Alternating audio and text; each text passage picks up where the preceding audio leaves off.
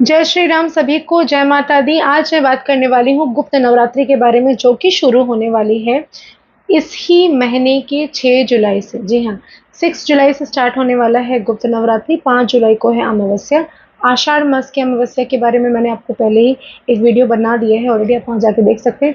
लेकिन आज मैं बात करूंगी गुप्त नवरात्रि के कुछ विशेष और कुछ खास उपाय, जिससे आप माता रानी से चाहे तो कुछ भी आशीर्वाद के रूप में ले सकते हैं। तो कौन सी ऐसी खास चीज़ें हैं जो आपको करनी ही चाहिए और इससे आपको क्या बेनिफिट मिलेगा।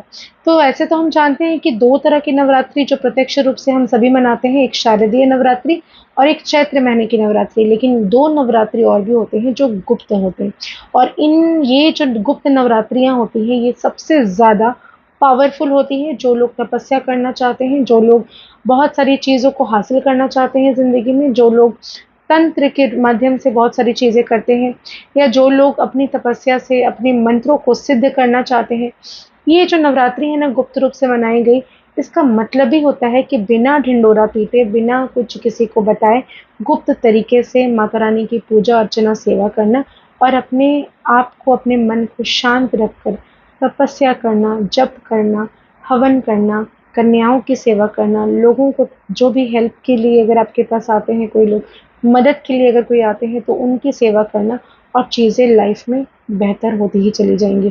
तो इससे पहले कि मैं वीडियो को स्टार्ट करूं, आप सभी से निवेदन है, अगर अभी तक आपने मेरे और आपके दोनों के यूट्यूब चैनल को लाइक नहीं किया, शेयर नहीं किया, सब्सक्राइब नहीं किया, तो ज़रूर करें। और फेसबुक और इंस्टाग्राम पे भी एस्ट्रो पूर्णिमा ऑफिशियल में जाकर आप मुझे ज़रूर फॉलो करिए। और छोटे छोटे रील्स मैं इंस्टा पे बनाती रहती हूँ, जो आपको नवरात्रि में, पूरी नवरात्रि में, वैसे यूट्यूब पर भी और इंस्टाग्राम, फेसबुक पर भी अपनी छोटी-छोटी रील्स, छोटे-छोटे उपाय ज़रूर बताऊँगी, जो आपको नवरात्रि में आपको फ़ायदा देने वाला होगा, जो आपकी ज़िंदगी में कष्टों को दूर करने वाला होगा, जो माता रानी की पूजा सेवा में लगने वाला होगा। तो इस तरह के उपायों को अगर आप देखना चाहते हैं, तो मुझे ज़रूर फ़ॉलो करें, लाइक करें और शेयर करें। तो चलिए स्टार्ट करते हैं इस बात से कि नवरात्रि में, आखिर ये गुप्त नवरात्रि में ऐसी कौन-सी ख़ास चीज़ें करना है, जो ज़िंदगी में आपको हर चीज़, आप जो भी चाहते हैं लाइफ में, वो होना शुरू हो जाए। तो पहले बता दूँ कि मैनिफेस्टेशन जो नॉर्मली हम लोग करते हैं किसी भी चीज़ को पाने के लिए, मैनिफेस्टेशन की टेक्निक्स होती हैं कुछ, जो नॉर्मली मैं अपने वीडियोज़ वगैरह में बताती हूँ। लेकिन आज मैं आपको बताऊँगी किस प्रकार से नवरात्रि में कौन से नियम आपको मानने हैं। जो भी करिएगा गुप्त तरीके से करेंगे।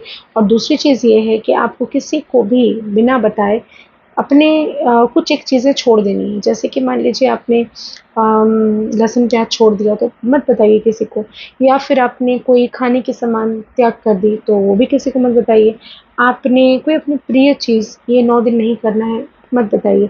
तो ये जो चीज़ें हैं, आपको मेंटेन करना चाहिए।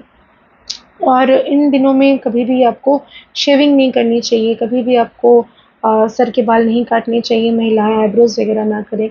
और हेयर कट्स, नेल कट्स, ये सब जो भी करना है, आप आज या कल के अंदर कंप्लीट कर लीजिए। ऐसे शनिवार को हम लोग नहीं करते, तो उस फ्राइडे के अंदर जो भी करना है आप कर लीजिए। इसके बाद 9 डेज तक कम से कम इन चीज़ों को अवॉइड किया जाए, तो ये ज़्यादा अच्छा होता है। काले नीले रंग के कपड़े नहीं धारण करने हैं, बेहतर होगा कि लाल पीले कपड़े ही पहने, सफ़ेद वस्त्र ही धारण करें, तो ये आपके लिए अति उत्तम होगा। कल तो अमावस्या है, कल के दिन अपने घर की साफ-सफाई ज़रूर करेंगे, और जितने भी कबाड़ निकलते हैं, उन पैसों से अपने घर की राशन आप ज़रूर खरीद के लाएँ। इसके अलावा नवरात्रि के दिन से माता रानी की बहुत समय घट लोग बैठाते हैं, कई समय घट नहीं बैठाते।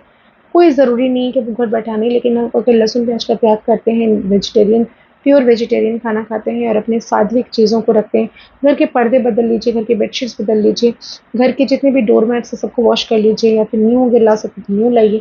संपूर्ण आपके ऊपर है, चीज़ों को थोड़ा मॉडिफाई करिए और अपने लाइफ में सकारात्मक ऊर्जा आए, इसलिए घर की साफ-सफाई सबसे पहले कल के दिन अवश्य करें।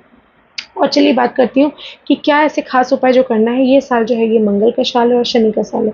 तो मंगल के इस साल में अगर आप रेड कलर का कोई भी फ्रूट, जैसे कि अनार हो गया, या लाल रंग के पीचेस हो गए, या लाल कोई भी फल आप माता रानी को अर्पण अर्पण करते हैं नवरात्रि में, हर रोज़ रेड फूल और रेड मतलब फ्रूट, फ्रूट एंड फ्लावर दोनों ही लाल लाल रंग के फूल भी अर्पित अर्पित करें और लाल रंग के फल भी अर्पित करें, तो इससे आपका मंगल स्ट्रांग होता है। माता रानी को चोला ज़रूर चढ़ाएं, उनको अच्छे से श्रृंगार कराएं, श्रृंगार का सामान भेंट करें, उनको हर रोज़ कोई ना कोई नया किस्म का फल या मेवे का प्रसाद ज़रूर लगाएँ।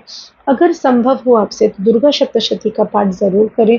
अर्गला किलक श्रोतम तो पढ़ना ही है और दुर्गा सप्तशती का पाठ भी अगर करते हैं, जो भी आपकी मनोकामना है, जो भी आपकी इच्छाएँ, उनके सामने बैठकर आप उनकी आराधना करके उनको अगर बोलेंगे, तो वो शक्ति का रूप है, वो आपको हर तरह की शक्ति प्रदान करेंगी। इस दौरान अगर कोई आपको गरीब मिल जाए, जो जिसको फूड मतलब खाने की भी समस्या है, खाना नहीं सही से मिल रहा है, तो उसको थोड़ा खाना खिला दीजिए। कोई ऐसा व्यक्ति जिसके पास छतरी नहीं है और वो बहुत मजबूर है, फटी हुई छतरी यूज़ कर रहा है, तो उसको एक नई छतरी जो कि लाल रंग का हो, उसे ज़रूर गिफ्ट कर दें। तो इस मंगल के साल में भगवान भी आपके लिए मुसीबत में छाता लेके खड़ा रहेगा, कभी भी आपको ऐसे अकेला नहीं छोड़ेगा। इसके अलावा आपको चाहिए कि इस दौरान नवरात्रि के टाइम पर कोई भी छोटी कन्या को अगर आप अपने घर पे बुलाकर उसको भोजन करवा सकते हैं, सफ़ेद रंग की मिठाइयाँ खिला सकते हैं, या फिर आप किसी भी छोटी बच्ची की ज़रूरत की चीज़ें, उसकी पढ़ाई की एजुकेशन की चीज़ें खरीद के दे दीजिए, या फिर किसी भी तरह से उसको जो भी चीज़ें रिक्वायर्ड है, कपड़े वगैरह जो भी ज़रूरत है उसे, तो वो चीज़ें गिफ्ट कर सकते हैं। ऐसा करने से भी माता रानी प्रसन्न होती हैं। बिना बताए, बिना किसी को कुछ कहे, चुपचाप पूजा पाठ करना, अपनी माँ की आरती करना, दुर्गा चालीसा का पाठ करना, और चीज़ें लाइफ में आप बेहतर होते हुए देखते ही चले जाएँगे। आप चाहे तो अखंड दीप प्रज्वलित कर सकते हैं, जो लगातार 9 दिन तक चलेगा। इसको आप तिल के तेल से भी प्रयोग करके आप दीप को जला सकते हैं। इसके अलावा आप चाहे तो शुद्ध घी का, देसी गाय का घी का भी दीप आप जला सकते हैं। इस दौरान गाय की सेवा करना अति उत्तम है। गाय में कहा जाता है कि 36 कोटि देवी-देवता का वास होता है, तो इस दौरान अगर आप गाय को हरा चारा अपने वज़न बराबर देकर आते हैं, या हरा चारा खरीद के खिला देते हैं, तो आपकी ज़िंदगी में से जितनी नकारात्मकताएँ हैं, वो सारी चली जाती हैं। लाइफ में आपको बेहतर चीज़ें देखने को मिलती हैं। और इसके अलावा अगर आपको ऐसा लगता है कि आपकी जो भी इच्छा है, आप चाहते हैं बहुत ज़्यादा धनवान बनना, आप चाहते हैं कि लाइफ में ऑब्स्टिकल्स बिल्कुल ना रहें, आपका खुद का मकान हो, गाड़ी हो, बंगला हो, आप जो भी लाइफ में लाविश लाइफ अगर आप स्टाइल जीना चाहते हैं, तो ये जो 9 दिन है ना माता रानी के, कमाल धमाल के दिन है। ऐसे तो मैं बताऊँगी कि ये जो गुप्त नवरात्रि होती है, इसमें 10 महाविद्या में से 10 महाविद्या की पूजा की जाती है, जो माँ का और भी स्वरूप है। तो ऐसे तो यूजुअली हम जो दुर्गा पूजा करते हैं वो सार्वजनिक होता है, सबको पता रहता है, लेकिन ये गुप्त नवरात्रि हर एक इंसान को पता नहीं रहता। अपने सामर्थ्य अनुसार चीज़ों को करें। अगर आप सात्विक हैं तभी दुर्गा सप्तशती को पढ़ें, नहीं तो मत पढ़िए। आप चाहें अपने सामर्थ्य अनुसार आप दुर्गा चालीसा भी पढ़ सकते हैं, सुन सकते हैं, माता की आरती कर सकते हैं, भजन अपने घर पे करवा सकते हैं। किसी मंदिर में कहीं पर फूलों की सजावट अगर आपको माता रानी को करवानी है, तो वो करवा दीजिए, माता रानी प्रसन्न होंगी। माता रानी को श्रृंगार का सामान किसी भी एक दिन जाकर अर्पित करके चलिए आएँ। किसी भी शक्तिपीठ का दर्शन इस दौरान, यानी कि 9 डेज़ के दौरान किसी भी शक्तिपीठ में जहाँ माँ सती के अंग गिरे हैं, उस जगह पर जाकर अगर आप पूजा अर्चना देते हैं, तो ये बहुत उत्तम होता है। और इस दौरान माँ अपनी ऊर्जाओं के साथ सब तरफ बैठी रहती हैं, और आप जो भी चाहें मैनिफेस्ट करने के लिए उसे पीले रंग के कागज़ में रेड पेन से प्रेज़ेंट टेंस में लिखना शुरू कर दीजिए। जैसे मेरे पास 1 करोड़ रुपए हैं, मेरे पास खुद का बहुत ही बड़ा घर है, हम सब, मेरे घर के पूरा परिवार स्वस्थ है, मेरा घर में बहुत सारे नौकर-चाकर हैं, मेरे घर में सुख शांति है, समृद्धि है, सौभाग्य है, वैभव है। ये सारी चीज़ें आप लिखते चले जाएँ। ये 9 डेज़ में जो भी आप लिखें, माता के चरणों में ही रहने दें।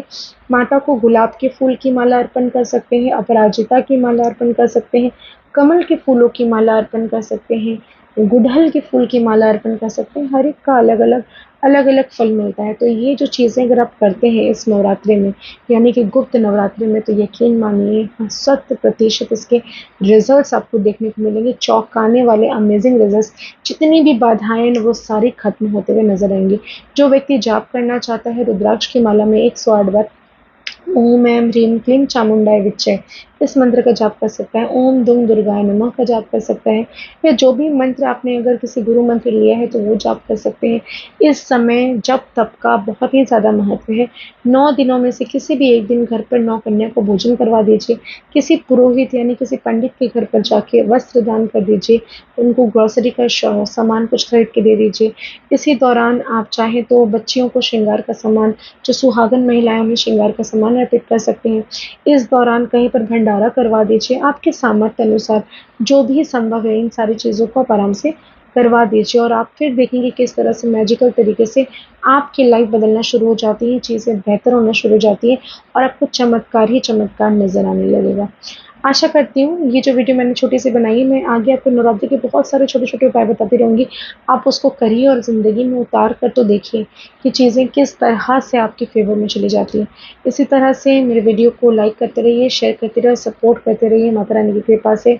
हम मैं और मेरा पूरा परिवार सुखी रहे। मेरा पूरे परिवार का अर्थ ये है कि मेरे साथ जितने भी जुड़े हुए फ़ेसबुक फैमिली में हैं, जितने भी जुड़े हुए लोग यूट्यूब में हैं, जितने भी जुड़े हुए इंस्टाग्राम में, हर एक की मनोकामना जो है माता रानी पूरा करे। इसी के साथ मैं इजाज़त चाहती हूँ, फिर मिलूँगी नेक्स्ट वीडियो में। बहुत-बहुत धन्यवाद।